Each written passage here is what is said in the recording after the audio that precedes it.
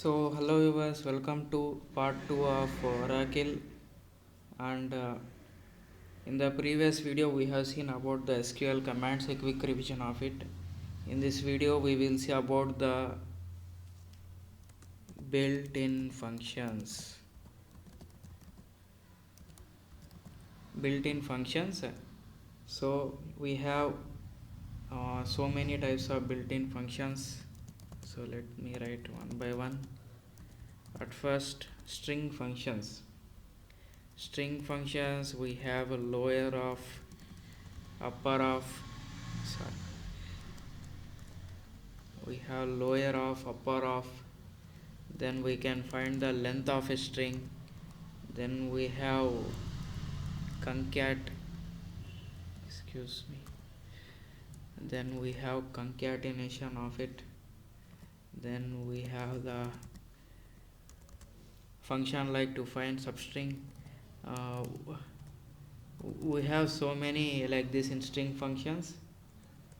Then we have aggregate functions. In this aggregate functions there are only 5, that is sum of, max of, minimum of, min of, then count of, lastly average of. These are all about aggregate functions. Then we have number functions. Then in this number functions we have power of, square root of, sine of, then we have absolute,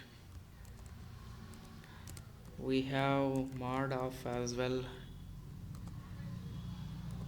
We have so many like this in number functions. Then we have conversion functions. So in this conversion functions we have two types of conversions basically, that is implicit conversions and we have explicit conversion. Implicit conversion and explicit conversion. Implicit conversion, here the system will be done the conversion itself. Explicit conversion we should do if we want the type of format. Then we have date functions. Date functions, we will use the some properties, we will use some, and like mostly sys date, sys timestamp, add months, last day, sorry it's underscore between add months, last day. We have functions like this in date functions, and then we have analytic or analytic or window functions. Analytic or window functions. In this we have mainly 3: rank of, dense rank of, finally we have row number.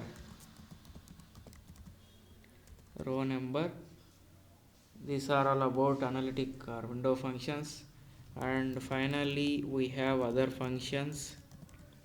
These are rarely used. We have nvl of, then we have nvl2 of, we have user uid, like that there are so much. This is about built-in functions in this part. That's it, we are concluding the part 2.